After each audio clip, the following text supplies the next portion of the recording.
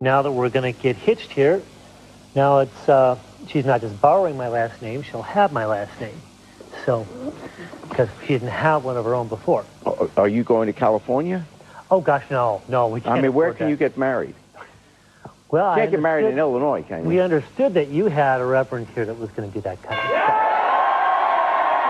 You, John, take Jackie here to be your bride, to love her, honor her, care for her, treat her with kindness and affection for as long as you shall live. I do. You're married. Well,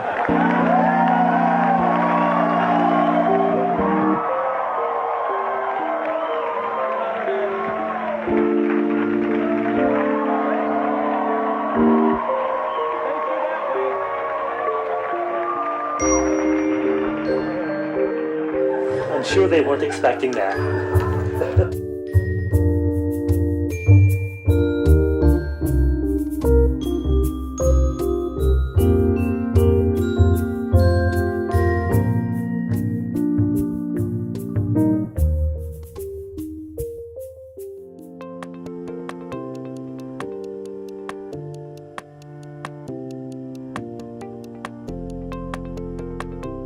Hello and welcome to this episode of Documenting Reality, brought to you by the Documentary Channel.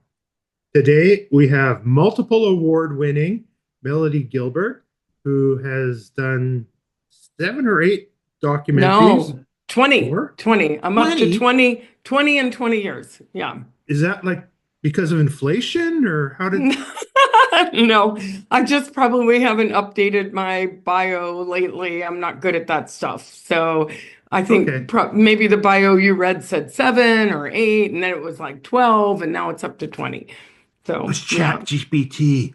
Well, you said Chat GPT didn't even know me, so there you go. Yeah. So, okay. Yeah. But before that, you were a journalist. Yes, I did come out of journalism. That is true. I spent 20 years getting paid to tell stories every day. And that was great because, you got paid to do that. And then when I went independent, I had to learn the whole system for, compensation and whatever you need to learn in film. At that point, I had to learn it all. So I started from scratch after that. But I still knew how to tell stories, and I can turn them around quicker than most people because of my background in journalism. Interesting. So I had recently interviewed Lisa Hepner, who did the Human Trial. And Right. she's actually from Ottawa, Toronto. And she also started in journalism. I think she was at NPR or something. I think there's a lot of us like that make that transition. For me, the transition happened because I kept going out on stories that were, quick turnaround, 1 day, maybe 2 days. And then I got a little taste of being offered things that I could do over 3 days that were longer and, all that kind of stuff. And then eventually I just got tired of, like, the good stuff happens right after you turn the camera off. Right? Like, you have to get back, you got to tell, you have to edit your story, you got to turn it around. And it's like, hey, now they're telling the good stuff. So I kind of got thinking that might be the way to go. I never went to film school. I didn't, I didn't learn any of those things. I just kind of did my own on the job training that way. Well, some people just have that gift. Yeah, I guess. I don't know. I got lucky. And I can't stop. So I'm kind of right now at the point where the film we're going to talk about is Silicone Soul, which is the film that's on Documentary Channel. I made that about 5 years ago. In the last couple of years, I've been doing more producing for other people. I'm still directing my own films, but lately I've been helping other people produce because it's not quite as intense, like when you're directing, and I do my own filming a lot, and I also do my own producing a lot. When I do all those things, I'm so vested, and it takes so long, and it's so intense, and it's a different set of skills if you're just helping someone else produce. So the most recent film I helped produce as consulting producer is called Queendom, and that film was shortlisted for an Academy Award. So that was very exciting. I can't believe Chat GPT doesn't know about that. So there you go. So when you get shortlisted, you you get like a tiny Oscar? No, No, but that's a great idea. not even like You a know, pre-Oscar? no, that's very funny that you say that because early in my career, I got a regional Emmy. I have Hmm. a national one now, but my regional Emmy was this tiny little thing. Look how cute that Oh, is. hilarious. It broke off of, it was like mounted on a, Uh-huh. like on a, some sort of wood thing, and then it broke off. But I'm like, I'm keeping that because Hmm. this was like from 20, I don't know, over 20 years ago. I'm like, one day Hmm. I'm going to have the big one behind me. But, I got a big one for the certificate, but not the actual statue. So, yeah. So maybe a difficult question. It's kind of like asking who's your favorite kid. Do you have a favorite documentary that you've produced? Oh, well, I mean, I think it is like having 20 children, right? Or Hmm. seven children, according to you. Hmm. But I think each film, you know, brings you farther along on the journey of what you are going to become. I'm Hmm. still on that journey, even all these films later. To say a favorite, it's very hard to say, but I will say the very first one I made was it Hmm. was called Married at the Mall. It was about people who get married at the Chapel of Love at the Mall of America, which is the biggest shopping mall in America. And the reason I love that film, it was just like I just took my camera, I said, I'm gonna make a movie. It was my first one. I did everything. I made a gazillion mistakes. But what I Hmm. love about that was the joy of just making something without thinking about all the other things that I have to think about now. Today is the day before our wedding. Town and Country Campground, Savage, Minnesota. Camping out, killing time until the big day.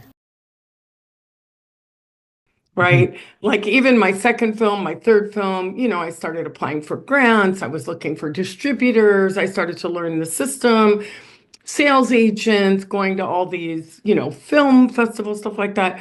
But when I made Married at the Mall, it was just like an idea, and I just did it. So I think there's probably a joy in that. I don't know if it's my favorite film. I look back on it and cringe at many, many things. Hmm. And same with each film I look back on and cringe. I try not to watch them too much. But I'm very proud of Silicone Soul. This is a movie that uh, I feel took a lot of the things that I learned early on and combined Hmm. them and helped me.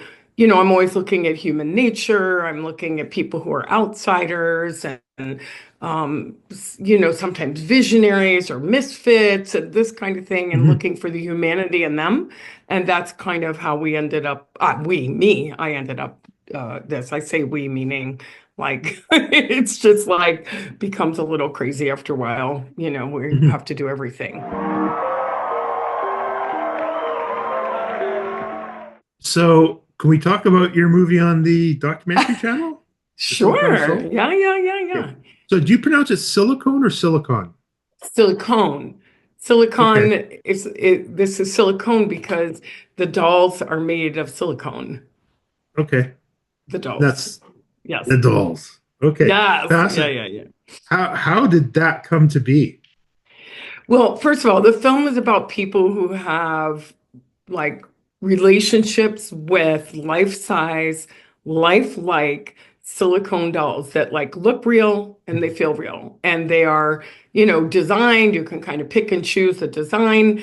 They are heavy. They're expensive. They're not, a lot of people think, oh, these are the plastic dolls. They're not. Hmm. They're like meant to be almost human but not completely. So, of course, they don't talk, they're not robots, they're companions. And so the film Silicone Soul explores the relationships that people have with those companions. And it's not just men, it's also women. Hmm. And there are also some babies in the film as well. And they serve a different purpose. So everybody that has relationships with these kind of dolls are what I show in the film is the different kind of relationships. So, how And many people did? sorry, I just wanted to say before I forget that it was, to me, the film speaks to the future, potential future of human relationships. You know, look at where we are now. People are lonely.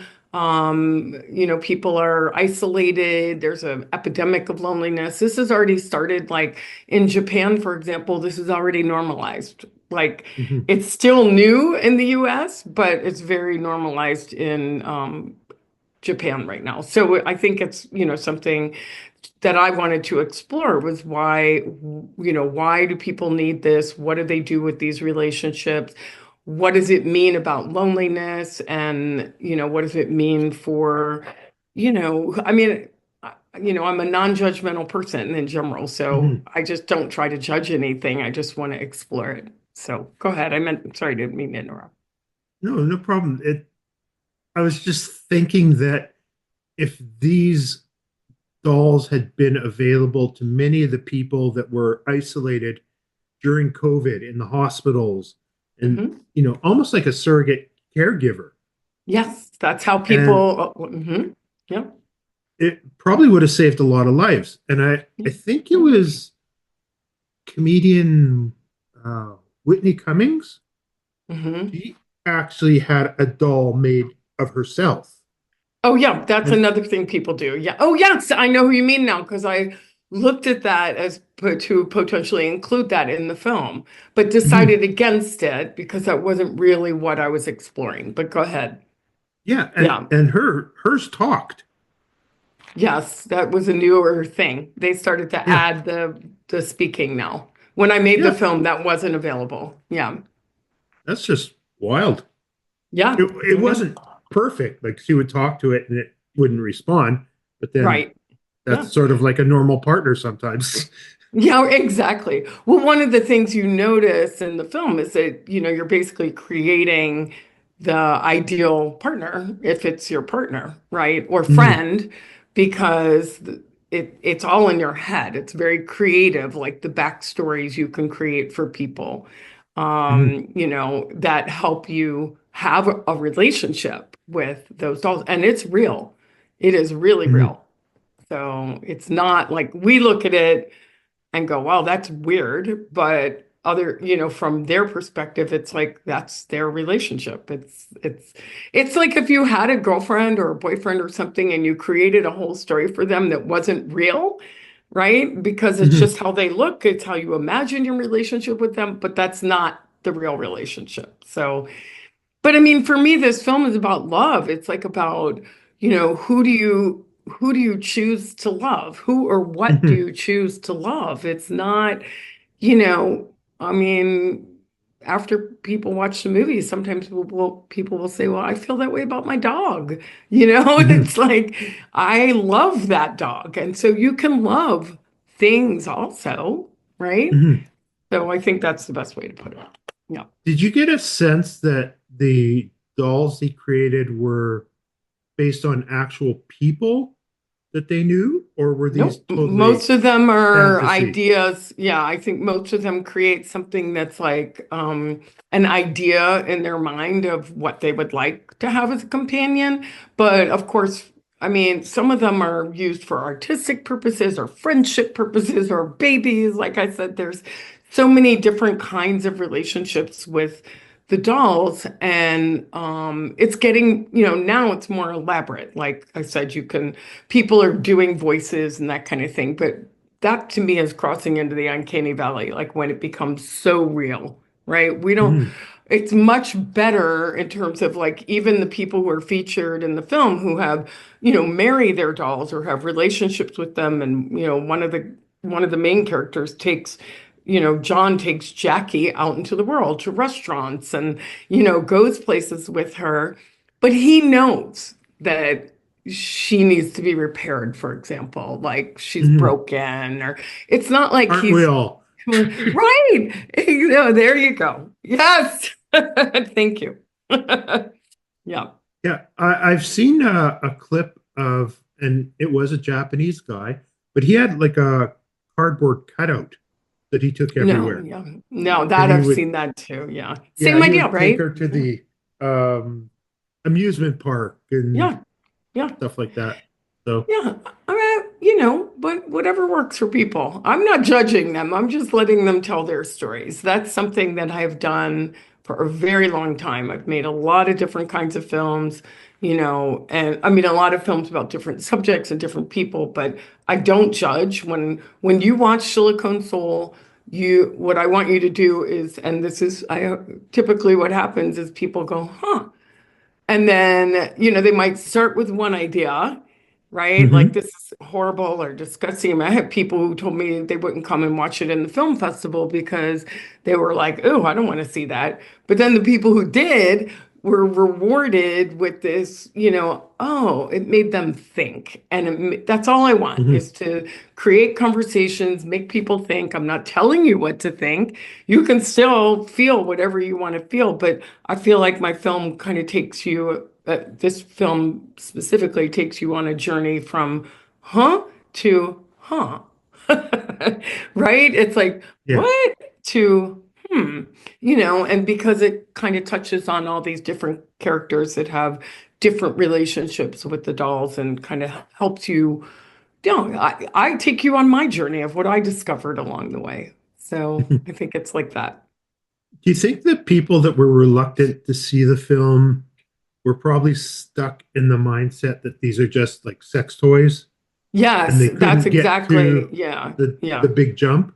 Yeah, I should probably, like in my synopsis, start with these are not sex toys. But Hmm. that's not true 100% because for some Hmm. people they are. So, what I do is show the range, right? That Hmm. companionship, sex toys, there's kind of this whole mix of things, but I don't dwell on that. It's just another way of having a relationship with people. And of course, that was what most people thought, but showing the variety is what I was focusing on, not just that. But it is, you're right. I think that is something that people were like, oh, why is she making a film about those people you know So yeah. how many people made the cut into the film, and how many do you think you interviewed to get down to that number? Oh, it wasn't that easy to find people who would go on camera about this, trust me. um Really? oh Like you're yes, gonna walk really. outside with your doll and take it everywhere, but you won't go Only on camera? one, only one person did that. Everyone else that I met with kept it secret. It's not Oh, something you normally parade around. But okay. John is very proud of Jackie, and that's how he has his relationship with her. One guy, he has two dolls Hmm. and keeps them in He's his apartment. cheating. He's got a mistress and a wife. Oh So my yeah, gosh. yeah. And then there's another person who's kind of more uses them. It's the woman in the film as uses them for friends and friendship Hmm. and art. And she has quite a few of them in her loft, and she never takes them out. I mean, most people, this is Hmm. like a secret. And so it wasn't easy. One guy in the film has a wife that is ill. Hmm. And so he didn't want to cheat on her. So he had, a doll that he could talk to and, visit with and that lived in the basement. Aria, could you please introduce yourself and what you do? I'm Aria, the flagship female companion robot of Realbotics, and I'm here to engage with you and share exciting insights about our robots. What sets you apart from the other robots out there? Realbotics robots, including me, focus on social intelligence, customizability, and realistic human features, designed specifically for companionship and intimacy. Like he didn't take her Hmm. out. So I think there was a lot of secrecy. There was one person who was a woman who used her doll as a partner that did not want to be in the film. So people usually ask me like, aren't there more women that do that? I'm like, yes, there are, but I couldn't find anybody who would agree to be in the film. I don't make films where people are in shadow or hiding Hmm. because you can't relate to them, right? So I Right. had to get all these people to agree to be on camera. So how many are ultimately in the film? Well, I don't know. I'd have to think about it, but probably five or But so. If maybe six. One, two, three. Yeah, I don't know. You'll so, see. You'll see when you watch the film. yeah, did the gentleman who kept his partner in the basement, did the basement dweller at least pay rent?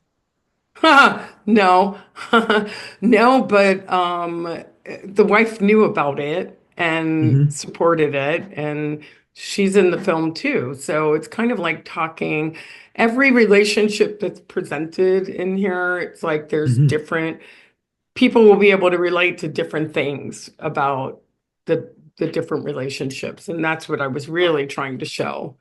So Hmm. yeah. I'm I was going to say I'm surprised, but I really don't know.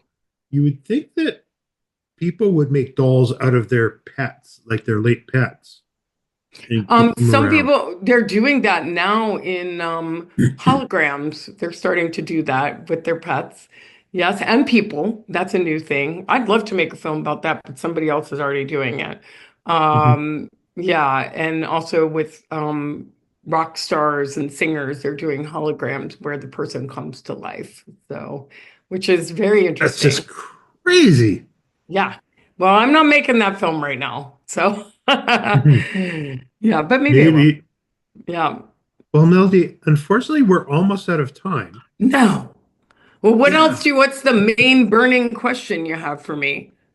Well, probably how would people get hold of you if they wanted Okay. to talk to you about a project or a Sure. potential I project? get that a lot. You never know where your project's going to come from. Yeah, my website is frozenfeetfilm.com. Feet? Um, Like feet? Frozen feet, like cold feet, because I lived Hmm. in Minnesota for a long time. My feet were always frozen. That's Frozen hilarious. Feet Film, not films, frozenfeetfilm.com. And yeah, I mean, people can just reach me at melodygilbert01 at gmail.com. There's a lot of information on there. It doesn't have on the website the most recent projects I've worked on, and I'm actually meeting with someone after this today to Hmm. update my website that so that the two films I've worked on most recently, 40 Below, the toughest race in the world, will be on there. I was producer of that film, and then the Queendom, which is the one we just talked about at the beginning that was shortlisted. Those aren't on there, and but yeah, so I'm hoping to upgrade that. But yeah, I welcome ideas. I love to, you never know. I mean, I think my second or third film came from somebody who just said, "Have you heard about?" And I was like, Hmm. "No, I haven't." And the best thing about being an independent filmmaker is if someone says, "Have you heard about it?" that I can go and just start something without asking because I know how to shoot. I also know how to edit. I know how to produce. I know how to direct. So I can just start. And I think that's a very important lesson I like to tell people, which is don't wait. If you find something interesting, just start. You'll figure it out as you go along. Uh, Hmm. Sometimes when I teach, people will say, "Oh, I wish I had a red camera or the black magic." It's not just go, just start. And that's always my best advice for people.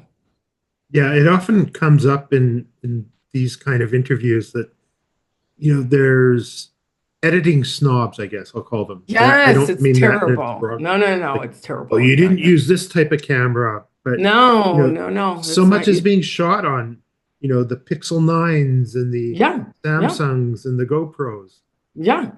Yeah, don't hesitate. That's my theory. I mean, if I waited, I would never. I mean, this film, I don't know if you can see this. It's called Urban Explorers. I went Mm. exploring abandoned places, underground, whatever. I just had this little, I don't even remember which camera it was back then, and I just went and I Mm. started shooting. And for me, everything is about audio. So if you don't have good audio, you're not really making good film. Right. But having the little camera and knowing how to work the good microphones, you can kind of make a movie. And now this is a huge thing. Urbex is like, if you look it up on Wikipedia or ChatGPT, they'll tell you. But I did this, like, I don't know, I heard about urban explorers and I started filming them. It's like went all over the world filming urban explorers and got some really beautiful film. But my point is that you don't wait, just take what you got and start filming, you know? Hmm. Yeah, there's Right? a lot of the abandoned malls being filmed Yes. now, Yeah. and That's right. Yeah. people living in the abandoned malls. And Oh, there's a great new film that's coming out about that. I think it's called Secret Mall, about people who lived in an abandoned mall for 4 years. So, wow. but that's not my film. My film is Silicone Soul. Here, Hmm. watch Silicone Soul. Let's see. When having a relationship with a real human being is too hard, where do you turn? So Hmm. that's siliconesoulmovie.com. That's if you want to read and see the trailer. It explores the emotional connection some people have to their synthetic companions, what that means to the future of human relationships. Ultimately, this film is about love, loneliness, secrets, and perhaps acceptance. Who are we to judge who or what people choose to love? There you go. Hmm. Now I finally got to say the whole thing. Perfect. So I'm going to go back to your Frozen Feet Yeah. films. I Yeah. grew up in Winnipeg, so I Okay. totally get it. Yeah. Yes. I mean, now people always ask me about it and I forget. Oh, people don't grow up places where their feet are always cold. So, Hmm. yeah, that I Yeah. didn't grow up in Minnesota, but I lived there for 20 something years and it was Hmm. brutal. But if you have the right boots, your feet, and those warmers, you'll be fine. Hmm. Well, Melody, thank you so much for coming on and sharing your No, story. thank And you. I look forward to sharing your story. Should I send you a manuscript of my book? Absolutely, because I got a message from some guy who's repeatedly dead, and I'm like, what is that all about? And then I wasn't Mm. even sure if I should accept that Zoom. So then I realized it was you. So that's okay. Absolutely. Send it to me. Okay, perfect. Thank you so much. And to No, everybody thanks. tuning in, thank you Yes. so much for tuning in. Please like, share, subscribe. Yes, Check out subscribe. Melody's I films. love what these guys are doing. It's great. Mhm. All these documentaries that are hard to find and need, get a new home and documentary channel, Go Doc Channel. I think they've curated 31 different genres. Amazing. Yeah, it's So great. It's it's great. it's pretty likely you're going to find something that will Yeah, appeal to you. yeah. I know a lot of the films and a lot of the filmmakers, so it's really, really cool to see something like this. It's great. Okay. Well, once again, thank you. And Thank we'll you. just say goodbye. All And righty. we'll talk to you Thanks for soon, I having hope. me. Yeah, Okay. thanks for having me. Bye-bye. All right, bye-bye. Welcome. You're married. Whoa.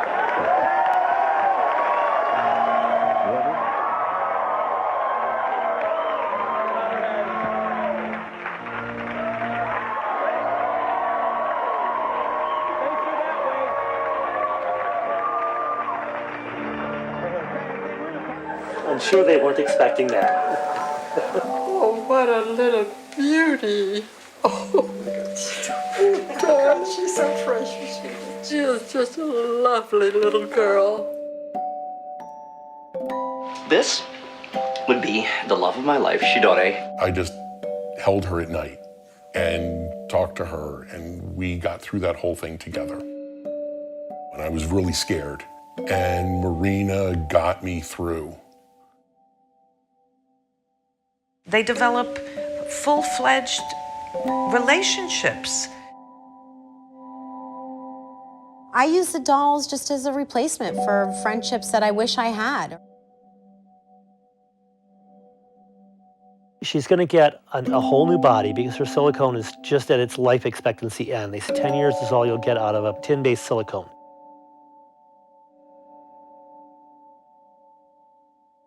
There's a lot of things that weren't traditional like 50, 60 years ago that are commonplace now.